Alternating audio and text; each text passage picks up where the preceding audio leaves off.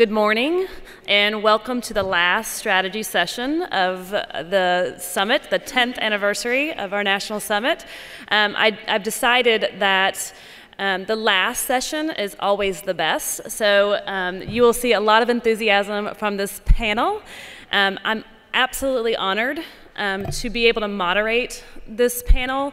I will have to say, I believe that this is the first panel in our history of hosting summits that have 3 state chiefs that are down on the ground running, doing the work of implementing the policies that our lawmakers pass. And so I'm very, very excited to be a part of this particular panel.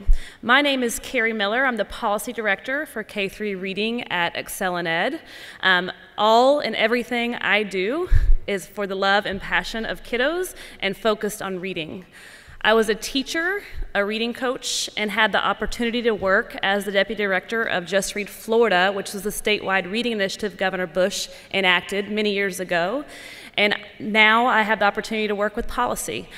Thoroughly enjoy what I do. The focus of early literacy to me is the fundamental skill necessary to set students up for future academic success. And I think it's many a times unrecognized as such an important skill. And so that is what we are here to talk about today. To give you a little bit about the framework of this particular panel, I will open up with the presentation about why reading by the end of 3rd grade is critically important to the future success of our kids. I will then talk about the national landscape and also give you some information as it relates to the impact comprehensive K-3 reading policies have had to date. We have enough states now to where we're able to look at trends that are occurring since the enactment of their policy, and I'm looking forward to sharing that information with you today. Once I've done that, I will turn it over to our panelists. As I said, 3 state chiefs that bring a wealth of information and knowledge about implementation of early literacy policy, and we wouldn't have a complete panel without some wonkiness. So Marcus Winters is here to provide the wonky.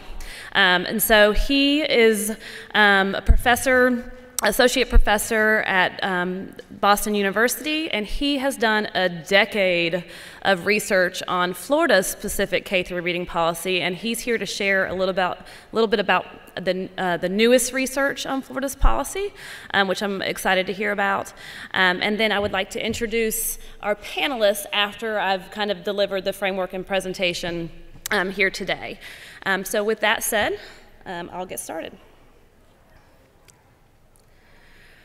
So as stated, this is a particular area that I think is overlooked much across our nation. Early literacy is the fundamental skill necessary to set students up for future success as they progress their academic career. A couple of stats that many of you may know, but I think are overlooked many of the times. These are just really an example of the stats that really suggest that early literacy is critically important. Students who are not reading proficiently in 3rd grade are 4 times more likely not to graduate from high school. That increases for our African American and Hispanic students. Not reading proficiently in 3rd grade are 6 times more likely to drop out of high school or not graduate. And this is not only an education problem, it's an economic one as well, as that high school dropouts aren't eligible for 90% of the jobs in the economy and make up nearly 50% of all heads of households on welfare. So we don't just have an education problem, we have an economic problem as well.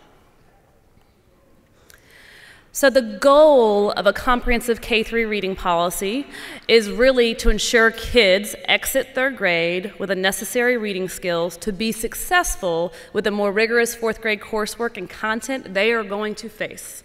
Okay? So the goal of a K-3 reading policy is first and foremost to identify kids as early as possible that are having reading difficulties or may be at risk of having a reading deficiency, ensuring that they receive intensive intervention services services and supports immediately after they have been identified. And then in third grade, for students that are severely below grade level still, they're given an additional year of third grade with a completely different course of action, with a highly effective teacher, with more intensive intervention and supports to ensure they exit third grade prepared for the more rigorous coursework they are going to face. So, with that said, there are what we consider 12 fundamental principles that make up an effective comprehensive K-3 reading policy. And it starts with universal statewide literacy screening for all kindergarten, first, second, and third grade students within the first 30 days of school. If a student is identified at risk of having a reading deficiency or has a reading deficiency, parents are brought in at the very beginning of the process and are part of the solution. Individual reading plans are created in partnership with the parent that prescribe the intervention services and supports that that individual child will receive based on their specific reading needs. Not only are there interventions prescribed as it relates to what will happen within the school system, but there's also prescription as it relates to how a parent can support literacy in the home, so giving them reading tips on how they can too support literacy in the home, while the school system is providing the intervention services and supports to ensure students catch up and are in grade level by the end of that grade, if not at least by the end of third grade. Supports many of times are overlooked in respect to implementing such a policy, and they are critically important to the success of our teachers to deliver highly effective instruction and intervention to meet the needs of all students. All students. Students with disabilities, students with severe reading difficulties, students with dyslexia. It is our responsibility to ensure teachers have the knowledge and skill to teach all kids to read. And you gotta provide supports to do that. And so one of those supports in which we highly recommend that states consider when thinking about a comprehensive K-3 reading policy is ensuring that you provide state-level professional development on the science of reading for current teachers in the classroom and provide job-embedded training in the form of a reading coach to support the implementation of what they're learning and continuous improvement of those strategies and the skills as they deliver that instruction over the course of the year. Reading coaches are misunderstood in some form. Many of the cases, we have had reading coaches in many states across the nation for over a decade. So I feel as though we are at a point it shouldn't be misunderstood, but it still is. A reading coach's job is to build master teachers throughout the entire school to ensure all kiddos are sitting in front of a teacher that has the knowledge and skill to teach them how to read. That is the job of a reading coach. And we have found that states that really invest in reading coaches, high-quality reading coaches that know how to work with adults, have great success. So that is one area of support you can provide teachers while they're implementing this policy. We also can't ignore our teacher preparation programs. If I'm quite honest, it is a hard nut to crack, but it is essential we do. So ensuring that there's policy put in place to really address ensuring that teachers exit the teacher preparation program ready, again, to teach all kids to read. Lastly, in the supports bucket that you see, we're looking at funding. We highly encourage states to really consider looking at existing pots of funds first. There are pots of funds that are strictly for intervening and remediation for students that are struggling in the area of reading, math, and or the other core subjects. So first and foremost, look at the pots of funds in which you have at your fingertips, and if it is a priority in your state, reprioritize those funds to support the literacy efforts. If you find that it's not enough, then my golly, fund it. If it's a priority in your state, put funding behind it to show it's a priority and truly support the teachers with the implementation of this policy. The last bucket is if any student that is severely below grade level by the end of third grade If they're still severely below grade level, then they are retained, giving the option or the opportunity for more time with a highly effective teacher, with a completely different course of action, intensified intervention services and supports to catch up so they are successful in 4th grade where the coursework becomes more rigorous. This is a misconception of this policy, and it needs to be noted in that one test on one day is not the sole determining factor and never should be the determining factor for promotion and retention decisions. Students should have multiple opportunities to demonstrate sufficient reading skills for promotion. And so this is one area that's definitely represented inaccurately in media very often. And I think it's critically important that students have many options to show that they are ready for 4th grade work. And if they're not, giving them the extra time they truly need to catch up and be successful in 4th grade. There are some good cause exemptions for some students. One example would be an English language learner student that has less than 2 years of English instruction. They would be exempt from such a policy, but that doesn't mean the supports and services and interventions that are occurring don't continue. They're required to continue as they progress to 4th grade until they are reading at grade level. And lastly, and I think I've already touched on this, retention with more intensive interventions.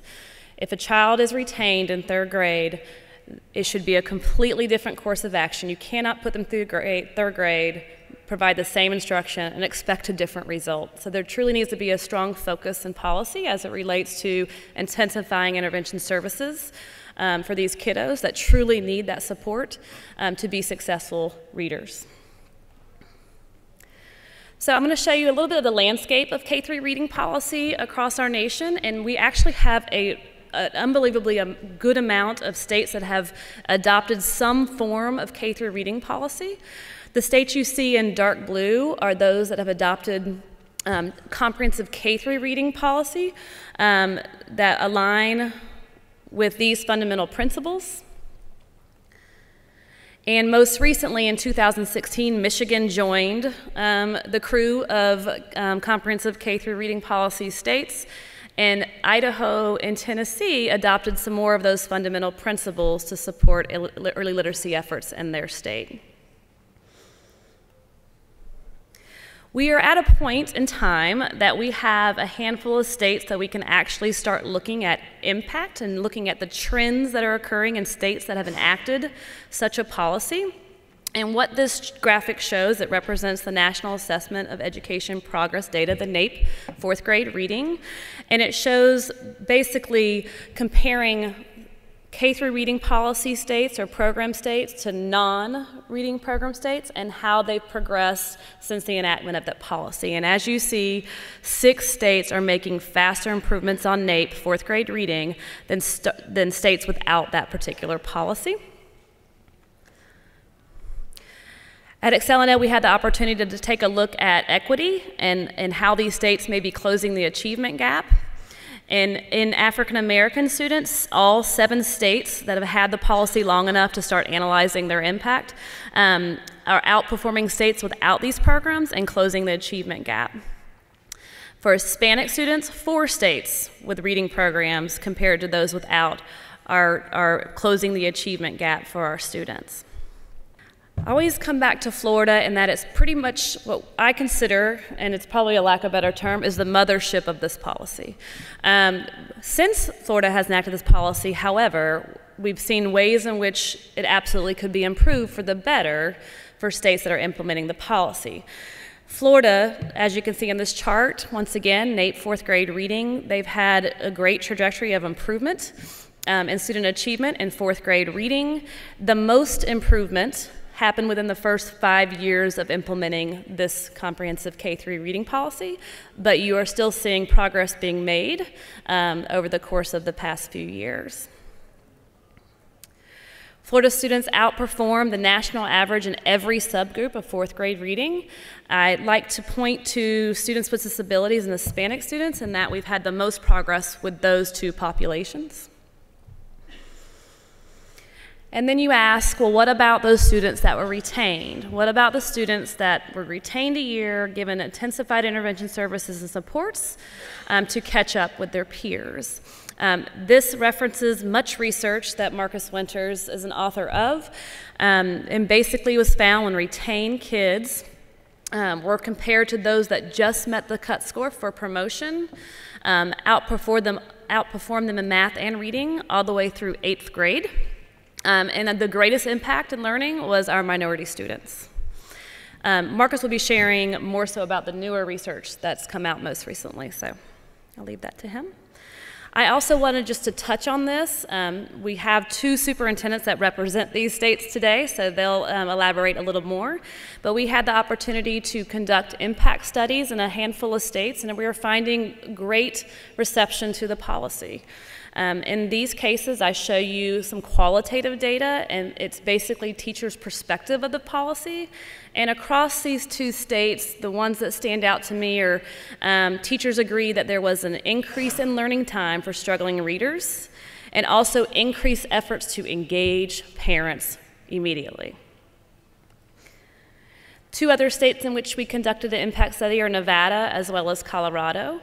Again, what stands out to me for Nevada, which is very new to the policy as well, they've messaged it unbelievably well and have a great PR around their Read by Grade 3 policy, and 74% of teachers support the Read by Grade 3 requirement to eliminate social promotion to help ensure struggling readers get the intervention services they need to catch up and be successful in 4th grade.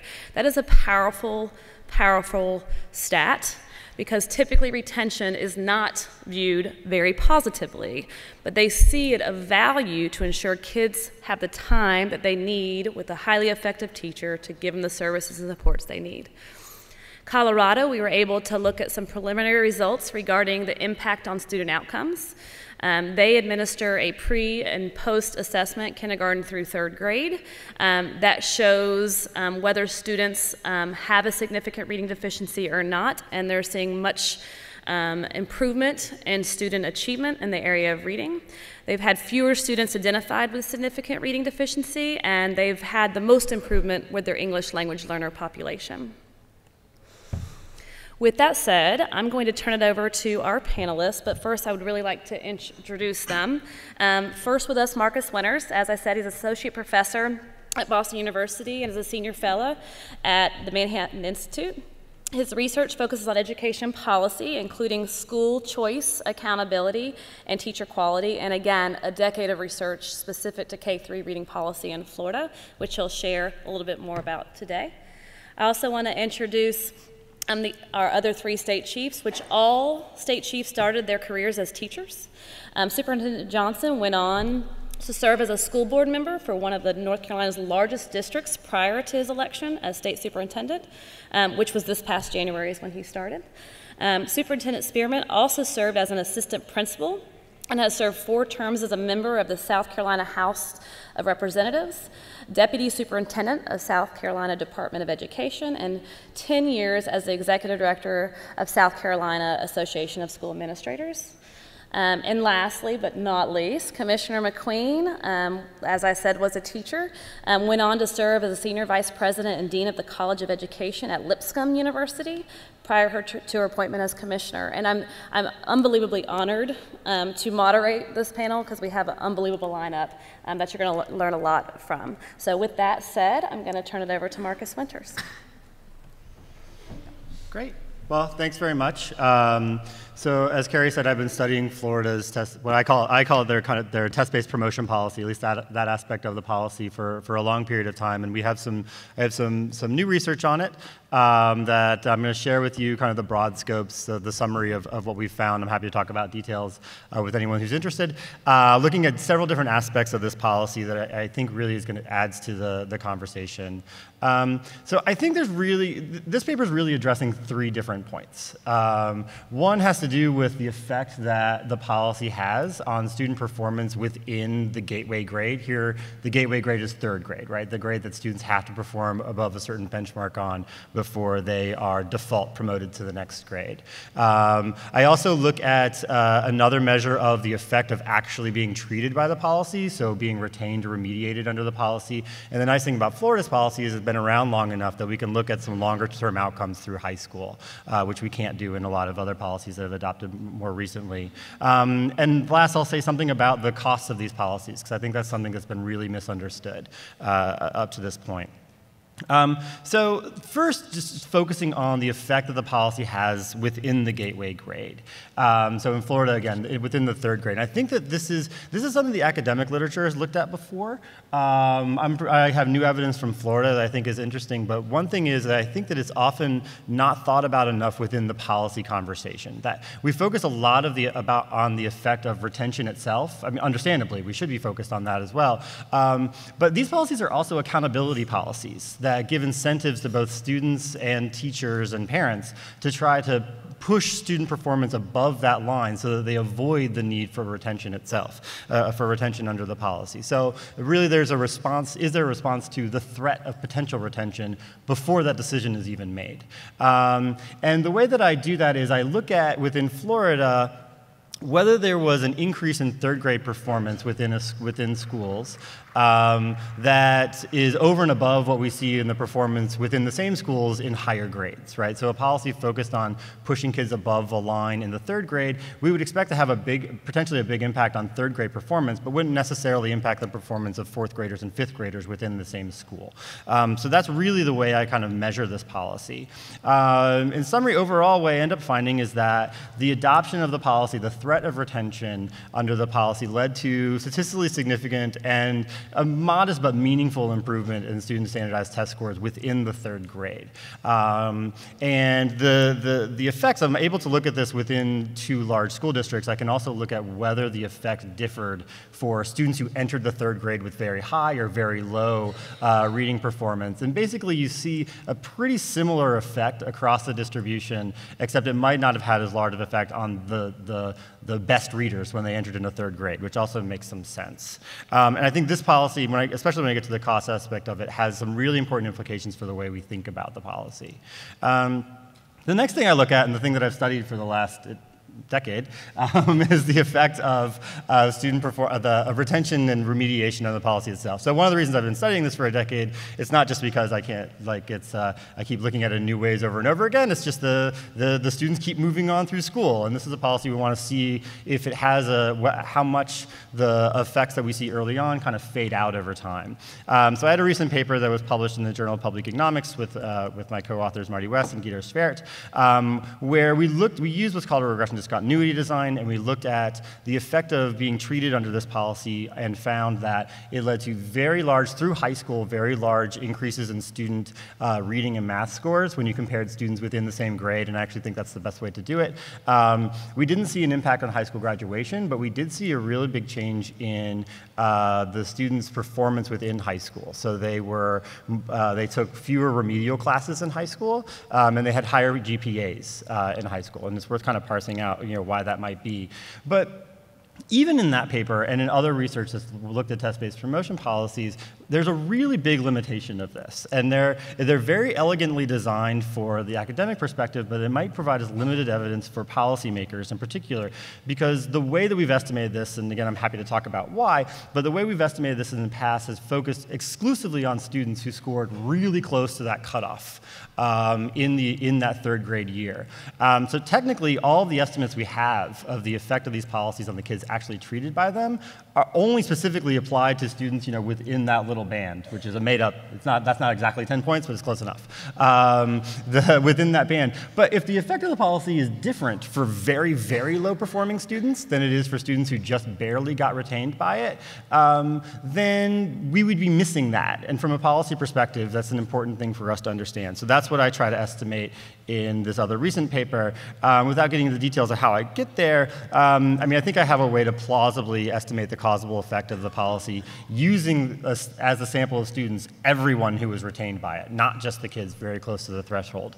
And what do I find? So basically the test score effects that I find in Florida are very, very similar to what we found in the prior work looking right at the threshold, which is nice on average, except we do find variation in the effect for students for higher and lower performance performing students. So actually what I end up finding is that for the very lowest performing students, the policy didn't really have much of an effect, positive or negative. But for students that were a little further along, it had a pretty consistent, very positive effect on their later test scores through the 8th grade. I do see an effect in high school graduation when I'm able to expand it out to this larger pool of group of students. And another thing that's important for the cost aspect of the policy is that I show that, and this is consistent with what we found in the other paper, retention in the policy is related to much less than a full additional year of school. And that ends up being an important point as we think about the policy's cost. Why would being retained in the 3rd grade produce less than a full additional year of schooling for a kid? I think there's 2 reasons for that. One, that these students are students who are very low performing, so even if there's a benefit from the policy, a lot of them end up dropping out, and they end up dropping out after a given age, not after a given grade. So they spend about as much time, the same amount of time as they would in school otherwise. They just leave a grade level earlier. The other reason is a lot of what this policy does is it aggregates in the 3rd grade retention that would have happened later on. So under the current system, a few kids are retained in 3rd grade, a few kids retained in 4th grade, 5th, 6th, 7th, 8th even.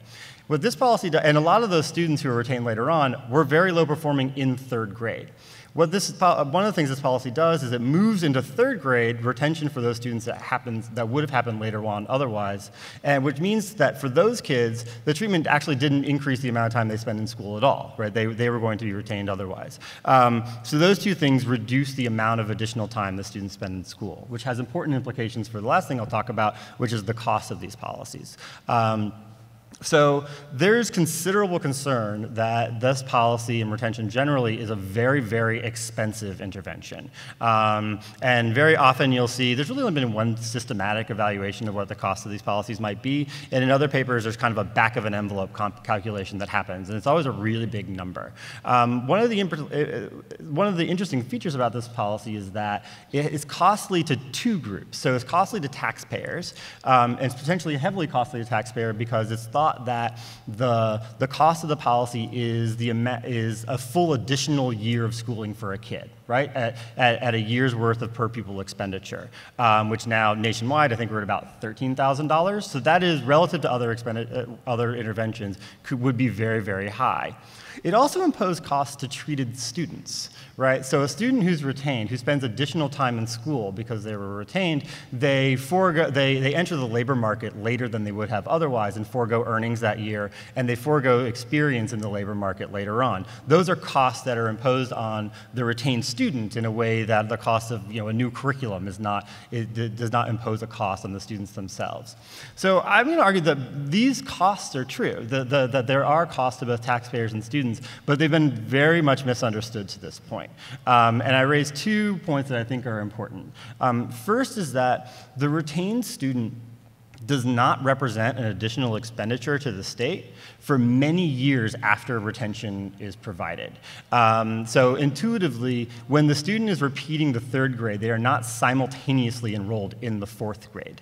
They only represent an additional expenditure to the taxpayer if that student makes it all the way to graduation and stays in school longer than they would have otherwise. So if that student stays in school, is not retained again, and makes it all the way to graduation, they don't represent an additional expenditure for the state for 10 years. That has important implications for the way we think about the cost of this policy, right? We have to discount that back to the period at which the treatment was given. I mean, in theory, you could have taken some money and put it into a T-bill, right? And paid for it with a lesser amount of money. There's costs, so that has important implications for the cost that haven't been thought about before.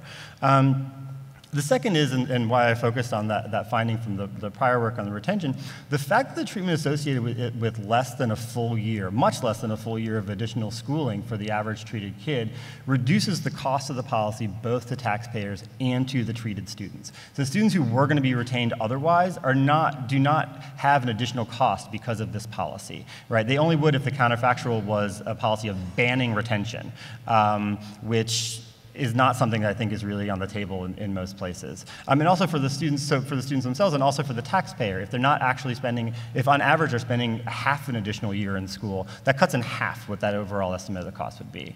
What I find is when you take those two things into account, it substantially reduces the cost estimate of these policies. So in Florida, it reduces it by about 58%, what we think that the cost of the policy would be. Now, the cost of the policy still is relatively high relative to some other interventions that you could try, but the big price tag that a lot of people have been putting on these policies, I think has been really overstated to this point. And honestly, before I was doing this work, that's not something that I appreciated either. It really changed the thinking kind of very clearly about this really changed my thinking about the cost of this policy as well.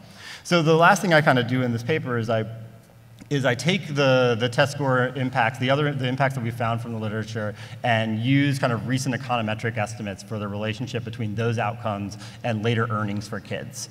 And I compare that to the cost of the policy that we can estimate both in the future for the kids and also for the taxpayers. And in summary, overall, what you find is that the anticipated earnings benefits that you should see from the type of educational gains we see from the treatment effects of the policy are much higher than the costs either for the students or for the taxpayers when you estimate those costs appropriately.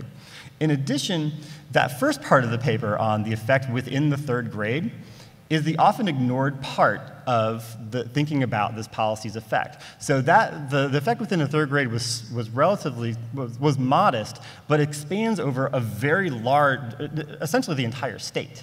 And that small effect, and that effect we can also tie to predicted later earnings. That effect alone dwarfs the cost of the taxpayers of these policies. So overall, we should see, so we haven't followed them long enough, maybe I'll be looking for another 10 years to see what their actual outcomes are, but the type of outcomes that we would expect are much higher with that. So I'll end there.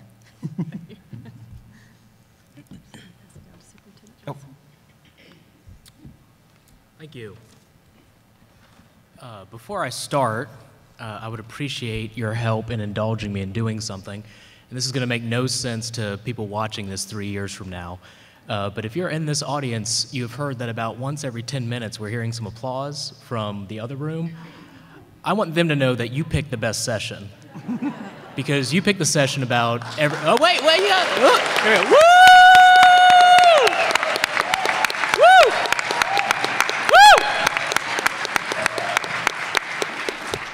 Man, y'all beat me to it. I was going to count to 3. But I guess everybody knew exactly where I was going with that. Thank you. We are talking about the great things going on and doubling down and making things even better. And so that is what I focused on in my presentation in 2 parts. So starting with the great things going on in North Carolina. Read to Achieve is a program that I inherited as starting in January for my term that was put together by the North Carolina General Assembly with the help of this foundation and modeling after the Florida program. So it is a comprehensive policy that is focused on, importantly, kindergarten through 3rd grade. And I say that kindergarten through 3rd grade because I want to come back to where we're going to be doubling down in the years ahead. The first thing we do is when students enter kindergarten, we are working on creating a profile for each student, really being able to assess where they are in their capabilities when they enter the classroom. And that is actually something that's very difficult when you're doing that in kindergarten. And our professional staff at DPI is actually working with partners, teaching strategies. And together we are formulating kindergarten entry assessments that are a platform where it's very observational based. So a teacher can have a piece of technology or even their smartphone, and as they make observations about where students are in their progression, they can note that as they go through. And we're leading this work with teaching strategies in a cohort of other states, I think about 9 right now, that are either starting this or looking into it. So it's definitely something, if you're interested in learning more about where your students are, where they enter school, that you can talk to us in North Carolina about. And so then, once we start to realize that these students are possibly coming in behind or falling behind, we have strategies for outreach to students, and then we also are working on expanding summer opportunities for many of these students, and that is actually state dollars invested in. First, it was summer camps focused on literacy support after 3rd grade, and now that's actually moving into 2nd grade and 1st grade. And again, I'll highlight back to those when we talk about the doubling down. But it does segue nice into your research about, yes, when you look at it on paper, that might look like you're spending more on this upfront cost. But then when even if you push that out to, the years that a child is in school, imagine just being able to say 1 summer camp or 2 summer camps or 1 year of retention actually got that student to be able to graduate, and how much more a high school graduate going on to get post-secondary education is going to pump back into the economy. You really make the argument about a return on investment and the moral obligation that we have for these students. And so then, of course, speaking of funding, it also comes along with the additional resources and professional development for teachers and bonuses. We have given out bonuses to 3rd grade teachers who are in difficult situations but really striving for their students. And so I will put up our results here too. You can see what our NAEP scores are doing. The yellow is not where you want to be, the blue is where you want to be, and they are intersecting in the correct direction in North Carolina. And so going back to some of the survey results as well, 80% of teachers agree that the professional development is improving their knowledge of this research-based instruction. They are using the diagnostic class in the classroom to really be able to understand where their 3rd grade students are, and that interacts with DIBELS. And class is actually, you might recognize the name Amplify if you don't recognize class. class is the product that we partner with to really go in and diagnose where these students are and address where we need to focus on helping them. And again, you'll see that, that teachers are reporting that this is increasing engagement with parents, and that for the first time their struggling students are really getting the help they need to be successful. So that's where we are, and we're having great results with that. But the reason I wanted to highlight the doubling down is because where do we need to go? Kindergarten through 3rd grade is where we need to focus, but we only have those students for that very short time in their lives, from when they walk in the door in kindergarten, they leave the door in 3rd grade. So we need to focus on after 3rd grade and, of course, before kindergarten. Getting children ready to read for kindergarten. I like to tell the personal story of I have a daughter who's about to be 5, and so next year will be her 1st year in kindergarten. I am blessed beyond measure that every night of my daughter's life, either I or my wife or a grandparent or some caregiver has spent time reading 2 or 3 books to my daughter before she goes to bed. My daughter is so excited to learn how to read. She knows how to hold a book. She recognizes all her letters. She recognizes her numbers. She, tries to ask me what number comes after 100 and 100. She is so engaged in this that when she hits that kindergarten classroom, she's going to be ready to take off when she gets that teacher in there that can help provide those resources. She's now doing the thing where she has her favorite book that she reads to me, and she has no idea what the word says, but she's heard it so many times and memorized it that she is telling me exactly word for word what the book is. So how do we promote that for every child in North Carolina?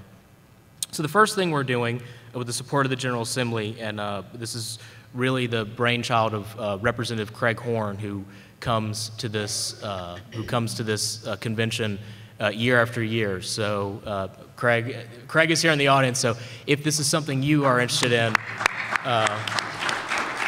please definitely connect with him. We in North Carolina in 2018 are going to start the B through 3 Interagency Council. This is a council of cross agencies that will touch students who from birth through 3rd grade and help develop their learning. Along with that, we have hired just recently for our state education department an associate superintendent fully 100% committed to early childhood education. So we in North Carolina have great results for some of our NC pre-K programs, but we also have problems with access to some of those great programs. So really the work in 2018 of this group is going to study what are the best programs, why are they the best programs, and how do we expand that opportunity to more students in North Carolina so that they get that great start before they hit kindergarten. Then how do we keep those gains into kindergarten, that K-3, and how do we keep them going? Representative Hugh Blackwell's also, I saw him here at the conference this year, and he helped form what's going to be a reading commission that's actually going to bring in thought leaders on reading to help keep that third grade progress going through fourth grade and fifth grade and sixth grade, all the way through high school graduation. So when I got into office, I realized that we have these great things going on. We have Read to Achieve, which is focused on K through 3. We've got multiple counties that have their own reading programs. We have a lot of great county-driven reading programs across North Carolina. You know, we got to Read Charlotte, we got to Read Winston-Salem, you know, local organizations. So I realized we as a state didn't have to reinvent the wheel in order to be the one statewide reading support entity. What we really needed to do is start working to connect these great county programs with parents and students county by county. So earlier this year, we launched NC Reads. And NC Reads is going to grow in 2018 with the launch of a revamped website where parents or students or volunteers will have one resource for the entire state where they can go to that website and they can click on their county and find out if I need help with reading, you know, where can I bring my student? Or if I'm someone who just retired but I want to give back, how can I volunteer to get connected with helping students and their literacy? Also going along with this is we've been having successful book drives. Book drives getting books out of the hands of parents who have more books than they need and don't need them anymore, and into the hands of students who need those books. And we will also be using this to work into where everybody wants to go, and that's personalized learning, really making our K through 3 classroom look more individualized, more personalized, and of course, really working to get out the messaging. The communications piece is going to be key coming up in 2018. Messaging out to parents about the power that they have. Empowering parents with the knowledge that if they just read 2 or 3 books to their child every night, they can help get their child ready for kindergarten. If they get their child ready for kindergarten, the North Carolina school system can help do the rest. If those students come in on kindergarten level instead of 2 or 3 grade levels behind, we'll make sure they stay on grade level for 3rd grade, and then 8th grade, and then high school graduation. So really reaching down to those preschool parents, and not chastising, not saying you're not doing enough, empowering with the knowledge that if you just do this, you might have a long day, you might have to take 2 buses to get to your 2 jobs, and you might be really tired at the end of the day. But if you read to your child 2 books a day, you're going to help your child be ready for success after high school. And we're really excited about some of the communications that we're going to be rolling out in 2018, and we're going to have some big and bold programs that I can't wait to come back next year and have everyone steal from us. So, thank you.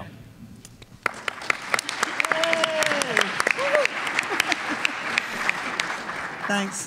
Thank you. I am so honored to be here and very humbled by this opportunity to share. I am an elected official, so in 2014, when our Read to Succeed legislation was before our state legislature, I was actually out on the campaign trail, and there are many people in this room, our state legislators, legislative staff, our staff at the Department of Education, nonprofits who were supporting it.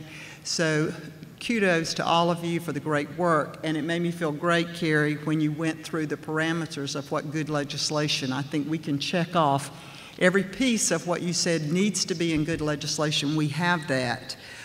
We established an office at the Department of Education of Early Learning and Literacy. Some of our leaders are here today. I think probably the most impactful thing, though, was that our legislature, as recommended by Cari and ExcelinEd, our legislature did fund a reading coach for every elementary school in South Carolina, and we push to make sure that those reading coaches are doing what they're supposed to do, and that is to be in those classrooms every day, supporting teachers, helping them interpret the data, helping them identify struggling readers, and helping them with their strategies to meet the needs of their students. We funded summer reading camps, after school, before school programs.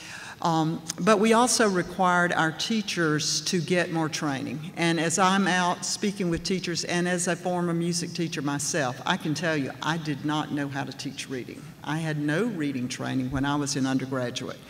And so our special area teachers, all K through 12 certified teachers now by 2020 will graduate or have to have acquired a reading endorsement.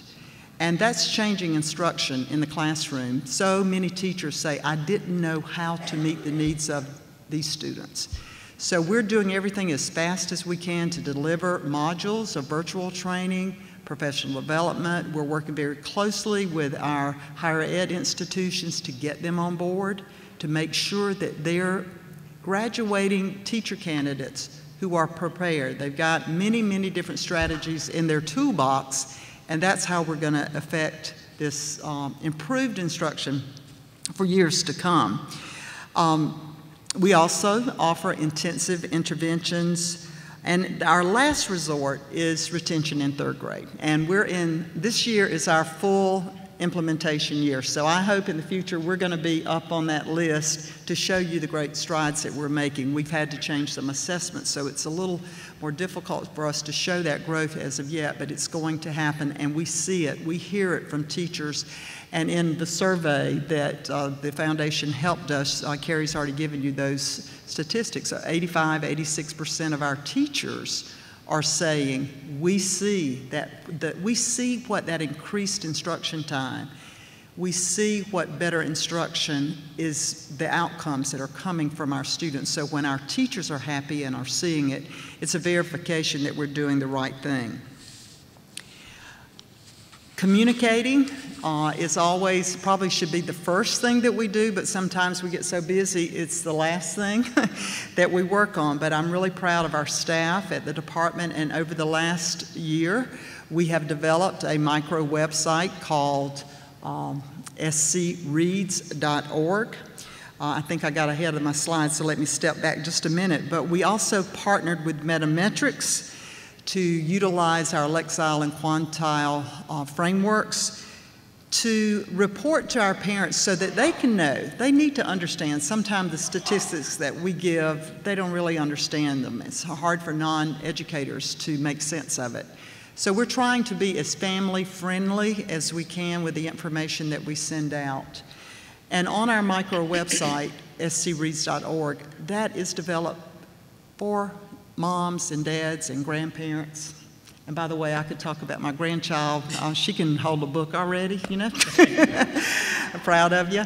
But it really is personal when you have children and when you have grandchildren. You want to know that instruction, that they're going to be successful. And as state superintendent, I want that for every child in South Carolina. It's what's happening in many schools. My own little community school had already put in a tremendous reading program years ago. A little rural school without a lot of money, but they're showing great success. And it was not about retaining in third grade. It was about retaining in kindergarten or first grade or second grade, making sure they had the steps of the tools that they needed as they went forward. So I'm so proud of them. But we wanted to use social media, and we already had a great program that had been developed called Read Your Way to the Big Game. I'm getting ahead of myself a little bit here again. But we've got 2 different programs that we've used this year to get the message out. The foundation helped us develop a great little animated commercial that is running right now in all TV air spaces in South Carolina and over 100 radio stations in South Carolina talking about the importance of reading. It's a very clear message. So let's take a look at that right now. Research shows that it's crucial to teach them reading from the end of 3rd grade because reading to learn is essential in all subjects from 4th grade on. So it should come as no surprise that just can't move up by the end of 3rd grade are 4 times more likely to drop out of high school. As parents, we need to walk with our kids along this learning pathway. Check out XII.org for additional tips on how to keep your child on track. Help them read to succeed. So we're proud of that, and we had a program already developed. We've added some social media to that this year. I know from experience, if you want to get kids involved in academics, a great thing to use is athletics, and especially rivalry football. And for us in South Carolina, it's the annual big game, the Clemson, South Carolina football game, which was held last Saturday night. And a few months ago, we started advertising this competition, inviting students. It was already a program already there, very popular.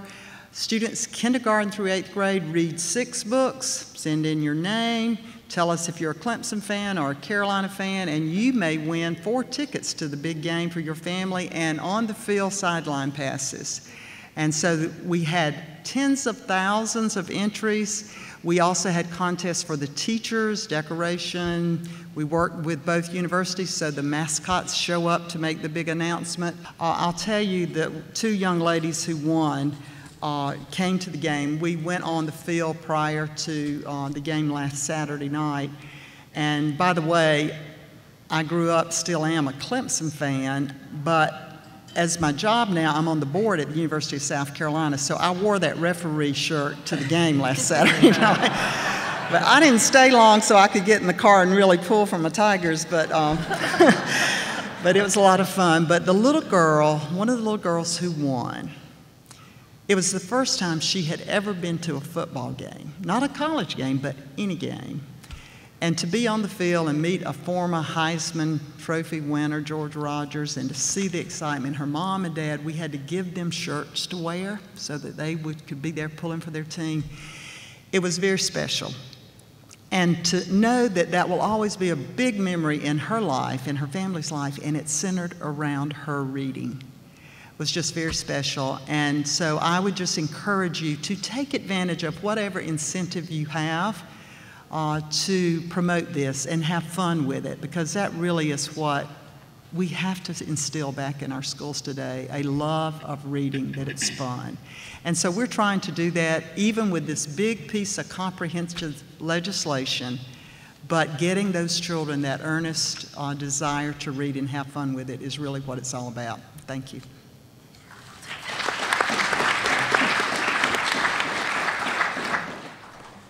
Well, I'm going to jump quickly into what we're doing in Tennessee. I know we have a few minutes, maybe behind a little bit on time, so I'll try to catch up. I want to share that about 2 years ago, we articulated a vision in Tennessee that we needed to set up all of our kids for options and choices, and that meant all kids. That high school diploma meant that they were set up with a passport to lots and lots of different options, and it wasn't a piece of paper that shut down those options for them. And we realized that some of the challenges that we were seeing in reading was not being addressed. And we are, as a state, the fastest improving state in the nation on NAEP, the National Assessment of Education Progress. We've kept those gains over 2 cycles of NAEP testing, but we were not seeing the same type of progress in in reading that we were in math and science. So we've had greater progress in math and science than we have had on reading, although we've had some growth on reading. It is not as great on NAEP. On our state testing, our results on NAEP and reading had been fairly flat over the last 5 to 6 years. And we were changing to more rigorous standards and changing our assessment to match that.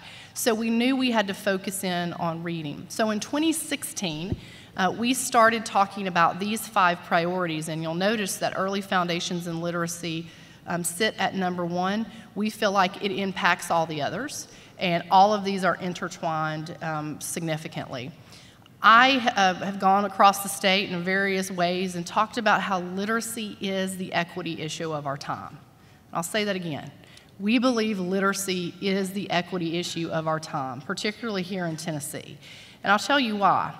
We are making progress on these 4 goals, but I want to talk about goal 2. We've set a goal as of about a year and a half ago that 75% of our Tennessee 3rd graders would be proficient in reading by 2025. Based on a new test, a new baseline with higher and more rigorous standards, we sit at about 1/3 of our Tennessee students being on track in reading. That matches to about 1/3 of our students who are actually earning post-secondary credentials, diplomas, or degrees. There is a connection between what we see in 3rd grade and what happens when they go on into post-secondary and beyond. So with this goal, we know that we need to improve reading proficiency by a minimum of 5% a year over the next 10 years from when we started this goal. So with that new baseline and the new goal, what were we going to do? Well, in February of 2016, we started, you heard both of my colleagues talk about PR and communications and something that was rallying for your state. So the Governor Haslam, and our First Lady, Chrissy Haslam, and the Department of Education with a variety of departments across state government kicked off Read to Be Ready. Read to Be Ready is about building thinkers in Tennessee. That's our tagline. And it's about the depth of reading that has to occur even if kids are listening. Okay, so even before kids are in school, that there needs to be a depth of understanding of reading, and that needs to be carried throughout their experience, particularly in K through 3 as we build foundations. We've set forth these 5 chapters, and we have this on our Read to Be Ready website with resources around all 5 of these, that early literacy matters, but it's never too late. There's always opportunities for intervention and remediation. That reading is more than just sounding out words. We saw in our data that there is a misnomer, and some of you may say it, and I would tell you it's a misnomer, that first you learn to read, and then you read to learn. That's actually not accurate. You're learning to read and you're reading to learn at the same time. That knowledge building and understanding high-level vocabulary, even when you're just listening to it as a 1-, 2-, and 3-year-old, is very important to how you actually learn to read and then read to learn. Knowledge building, very important. Kids' experiences and how we connect them to text and how we talk to students, how we talk to young kids, actually helps them learn to read. So we had to do a lot of thinking through how are we going to talk about how do you teach reading in our state that was universal with common language across all of our teachers. We knew that teacher knowledge and practice are critical, and we looked specifically at XII and the work that they had done and the research they had to understand how important coaching was and to get our folks that are in the teaching field on the same page. And I have a background in higher education, specifically working with teaching teachers how to teach reading, and I know how important it is to make sure the faculty who are working with our teachers actually have this knowledge base themselves. And so we're doing a lot of work to connect the dots between what we're doing with in-service teachers with our pre-service teachers. And then it takes the community. I love my colleagues talking about what they've already done to build this cohesive conversation around what is available in your community. Here's a website you can look to. Here's some PR that we all need to be talking about inside our communities. You have a handout that I hope you got at the door. It's 2-sided. I'm going to talk about, or maybe it's 2 different ones, may not be 2-sided, but 2 different ones. One of them says connecting the dots, and the other is about our Read to Be Ready summer grants, and I want to briefly talk about the connecting the dots, and then I'll get to the summer grants. This one right here. Hard to read, so we tried to give you a handout. The first thing we noticed, again, 2016, we're only about a year and a half in, we noticed that we did not have strong data points before 3rd grade. It's a really important factor as you're trying to make decisions about retention, right? What are your data points that you actually have available to you?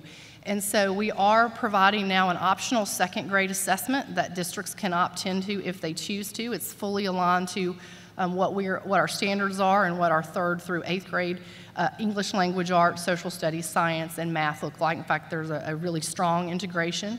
That 2nd grade assessment was new for us this past year, and we had 100 out of 146 districts opt to actually take the 2nd grade assessment, and we're anticipating that we will have a larger number this year. Very strong information as you're moving a student from 2nd to 3rd grade. We also introduced the kindergarten entry inventory, which again, ExcelinEd was very helpful in talking with us about what that might look like. We needed some information in that first 60 days or so that a student is in school around what is that child's profile, what are things we know about the student, and how should we be thinking about response to intervention that we have now across our state. Are there things we can do with our screening tools and our kindergarten entry inventory profile that will allow us to give better initial instruction and intervention to our students? At the same time, we knew that we had potentially been disincentivizing some of our principals, our administrators, to actually move their most effective teachers into pre-K or K through 3rd grade because our state testing and our evaluation system was really targeted to 3rd grade and above in terms of state or standardized results.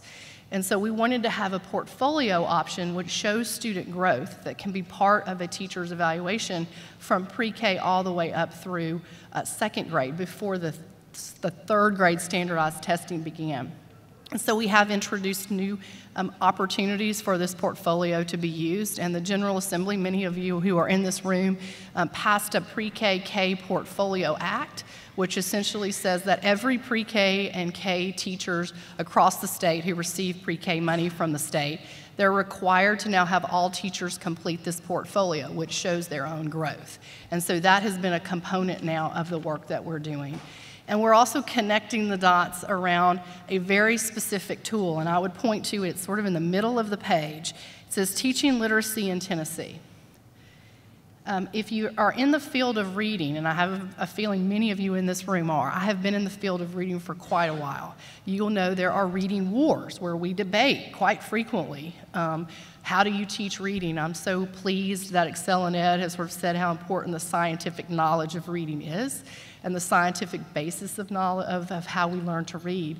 We said we're going to take a tool that's now going to be common language for the entire state on how you should think about teaching literacy and how we should model that. So we have actual vignettes of how a teacher is teaching reading at different grade levels inside this tool that now is providing us common language for our training and how we create resources. Also, you'll put right underneath it, we just put out K3 unit starters with text sets that help kids build knowledge while they're building their skills. And we have 15 districts now piloting those unit starters, although lots of teachers across the state are using them. They're deep and they're fun. There's a joy of reading. There's exciting books that are both fiction and nonfiction that really build the students' knowledge around science. These happen to be science related. So they're getting exposure to our science standards and the expectations around science while they're learning the depth of reading that is required. So I wanted you to see this, and then the last thing I will note is around our Read to Be Ready summer grants. I couldn't be more excited of how this really fits squarely in the K3 reading fundamental principles that Cari mentioned earlier. We are connecting the dots around our government agencies. We are being funded for these camps at the tune of $30 million from DHS, or Department of Human Services. We've had multiple $1 million from our Department of Economic and Community Development, resourcing these summer camps for our distressed counties, our high economically needy counties in the state. And then we had a really substantial Dollar General Literacy Foundation grant that actually kicked this off. And so we are now funding for 4 years Read to Be Ready camps that are serving over 8,000 kids last summer. We're anticipating closer to 11,000 kids this summer. And these are kids in almost every county in our state that are entering 1st, 2nd, and 3rd grade. They are getting a strong, at least 4-week, at least 4-hour a day program in the summer that is focused on reading. In fact, the vast majority of what they do has to be reading and experience-based, and they're excited and joyful. I couldn't tell you how excited I was to visit how many that I did this past summer, but I will end by saying we are doing research on this, and we had statistically significant results. Last year, we did a pilot the first year with 20. This past year, again, we had almost every county involved, and we had statistically significant results in motivation, kids' motivation to read, their literal accuracy in reading, and their comprehension skills. And so I will end with that, but we're happy to answer some questions too. Thank you. Thank you, Commissioner. So as you can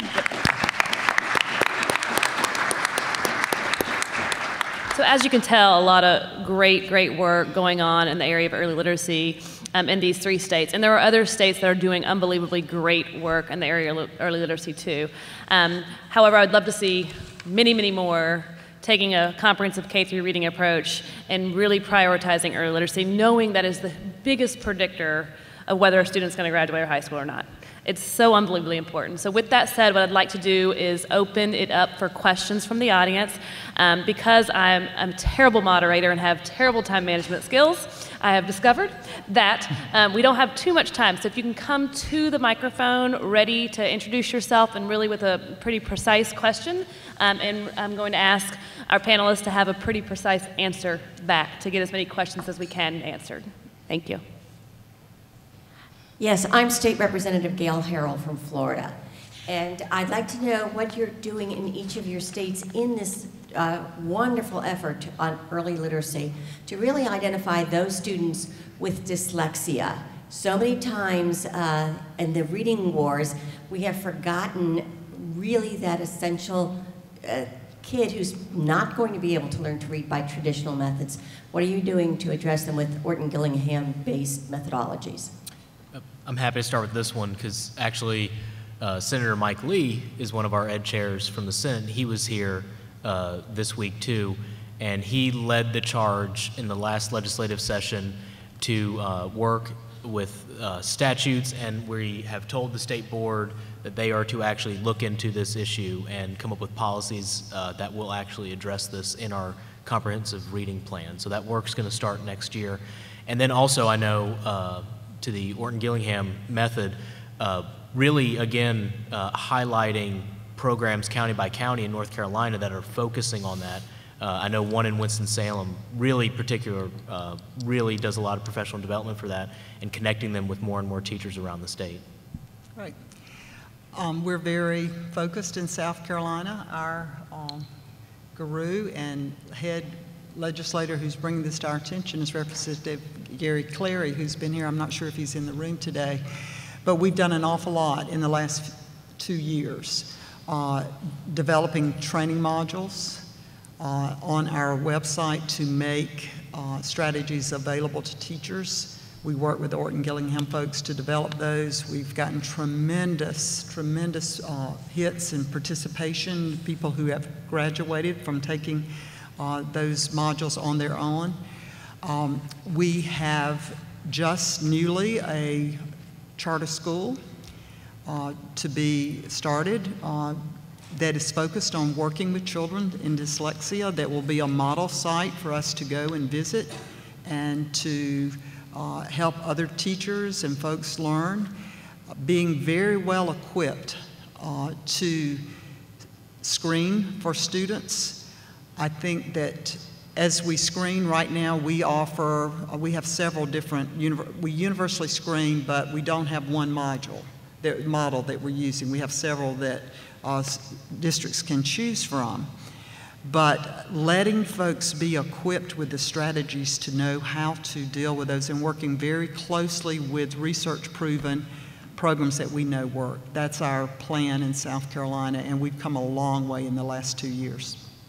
Well, rapid fire, we just passed a pretty comprehensive bill around dyslexia, which is essentially a dyslexia bill of rights, but it also talks about what we need to do to ensure that educators have the knowledge that they need on the dyslexic profile, what are those characteristics, and what are the types of screening tools that need to be associated with that at the district level. We are doing that through our RTI program. And then at the same time, we have a Dyslexic Council. I have Becky Cox, who is our Director of Literacy, who leads with some of our folks from special populations organizations are working together to bring our advisory council together. They have given us phenomenal feedback, and we just put out a document several months ago that's now on our website. That is a tool that's part of our Teaching Literacy in Tennessee document that's fully on dyslexia and how can you use the characteristics of dyslexia in a regular, your core work of your classroom before a student needs intervention to make sure that you're differentiating and providing access to all kids while they're in your classroom. And so that dyslexia piece is not just about intervention, but it's also how are we helping them very specifically in our classrooms. And so this has been a very significant focus for the last year and a half for us. And I'll just add that states that have a comprehensive K-3 reading policy have one leg up already, because that's the intent of the policies, to ensure that teachers have the knowledge and skill to teach all kids to read. Students that have severe reading difficulties, students with dyslexia, students with disabilities, and also enrichment, right? To be able to push students that are actually grade level readers to continue to enhance instruction for them as well. So those states that have a K-3 reading policy already have one leg up with the screening component to identify kids and address their needs immediately. Good morning. My name is Larry Miller. I'm the Dean of the School of Education and Charter Schools at Florida Southwestern State College. And I just want to say thank you to the panel for an inspiring talk, especially your emphasis on early childhood education and literacy.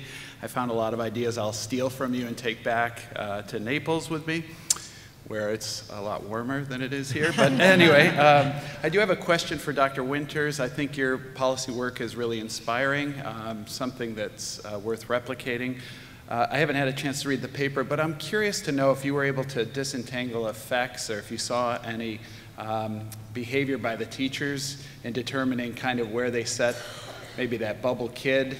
They kind of changed who they were emphasizing and maybe treating some kids as you're going to be held back anyway, so I'm not going to teach to you. And my second question is whether or not you could look at principal assignment of teachers to third grade. Did you see some kind of, preference to the best teachers in the school to go to that grade? And then what impact would those behaviors have on your findings? Yeah, so for the second one first, I did not look at that here. There is a paper that looks in Florida of kind of a moving of teachers to the more high stakes grade. I think Jason Grissom and some others did it, but it wasn't specifically tied to that policy. I've been interested in that, but I haven't really seen it. And what the implications are in later grades, I'm not exactly sure, though that we see it kind of sticks around with the kids later on. I guess we don't know the implications for all that yet. As far as, I think that's a good question, and that's one of the things I was trying to look at on the effect within the third grade. Are they focusing on certain types of kids? Because we actually would expect that from accountability policies, except for the ones that set kind of a straight line. So I was able to look at that in two districts, in Hillsborough and in Broward, where along with the third grade test, they were also given a second grade test. So I knew what was their reading proficiency when they entered into the third grade. What I saw is this kind of between among students who entered in, between like the 25th percentile and the 90th percentile, there's a really consistent effect there. And then Broward, for the very lowest performing kids, they were doing really great in Hillsborough and not as good in Broward. And for the really top kids, they were doing really great in Broward and not as much in Hillsborough. It was kind of hard to figure out. But for the kids that would be on the bubble there, right, that you would be kind of focusing on, they were having similar effects for most of the rest of the kids there. Yeah, that was one of my things I cared the most about looking at these policies. Yeah. Hi, I'm Peggy Lehner from the Ohio Senate. This is somewhat of a follow-up to that question. Mr. Winters, your original research on the impact of whether or not there was a negative impact for retention was really invaluable to us in passing third grade reading guarantee in Ohio. I'm wondering if you have done additional work on that or if anyone else has added to the body of knowledge of that. Even though I think it's sort of a waning issue from where it was originally, it's still something I get asked from time to time. So the impact of the third grade policy on the students? On the suspension, actually suspending kids, what the psychological impact of suspension is. Oh, no, we haven't had anything on that. I don't have anything in the data that allows me for that. No. All right. No. Thank you. That's a good question. My name is Don Nielsen. I'm with the Discovery Institute in Seattle, Washington. And I just want to thank you all for your presentations today. I'm leaving here with a whole bunch of really great ideas for our state. I thought I'd just share one other idea with you that we've tried out there. We tried to figure out what it means to have a child kindergarten ready, and none of us knew what that meant. And so we took the liberty of inviting 10 outstanding kindergarten teachers to lunch. And we asked them, describe a kindergarten-ready child, and they did. They took a couple hours, and all 10 of them happened to be women, and they were just wonderful.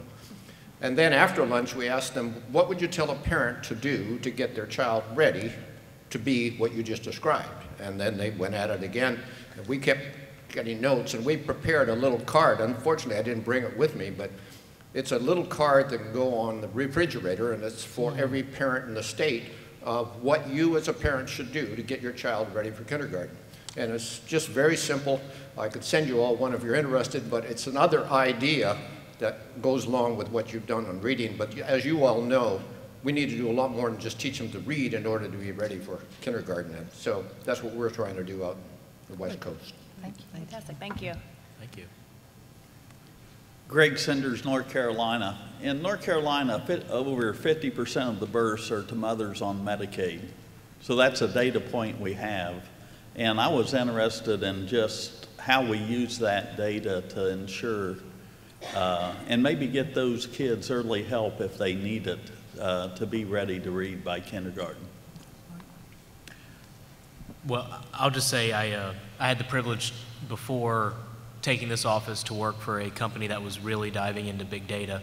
And I think it's actually an even bigger point of being able to use all the data that we're getting and longitudinal data to help better drive the resources that we're getting out to students.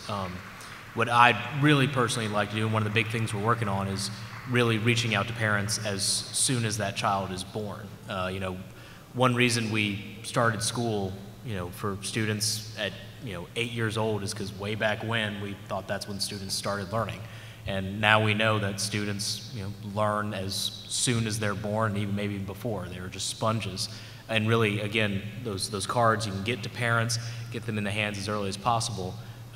We'll be looking at ways to do that and get that information out. And so any data can help drive that process.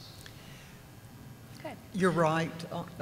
Just very quickly, I think, at least in South Carolina, we need to work more closely with our early Head Start programs. We need to improve the quality of all of those programs. We need to get parents into our schools as quickly as possible. We have some examples of even strong 3-year-olds, but now even 0 to 2, where the children are there, the mothers come in, we work with the mothers in the school setting or send teachers out to the homes. So as quickly as we can start working with those moms, we know that the education level of the mother is a great indicator of the success of the child. So working with those moms is a huge piece of a successful literacy program. Yeah, I would only add, as a state, we have something called a children's cabinet. I'm sure many states do, where you try to connect all of the state agencies that work with children. And we have put the 3rd grade reading goal about 1.5 years ago as our collective goal. And so we have very specific work that we're doing together to ensure that we meet that goal. And one of them is what we do with our early intervention, our birth to 3, and how we're all on the same page on what the needs are around birth to 3. So DCS and DHS and TenCare and all of our groups actually understand what are the expectations, what should we be seeing. I love the idea of what does a kindergartner need as they come in. We all need to be on the same page about what should you be seeing at different ages. And that was done in our state several years ago, and now we collectively use that in our work. And then the other item is, I would encourage your state to do this if you haven't. We are only at the beginning, so we're not there yet. but we're looking at how other states are connecting the dots between all of their child care centers. We have some child care centers that are run through DHS, and we have some child care centers that are run through the Department of Education, and we don't actually have a similar accountability system across all of them. So we've identified that as a real issue and how we think about early foundations for literacy, even across all of those agencies who serve some of our neediest students. And so we are going to be connecting the dots around how do we bring this together under one umbrella over the next couple years. And where we've seen states do that, it's been very impactful on ensuring that all of us are talking, again, from the same songbook, singing from the same songbook, because right now, if you don't do that, then it's happen chance when they get to kindergarten. Thank you. Please join me in thanking our panelists here today.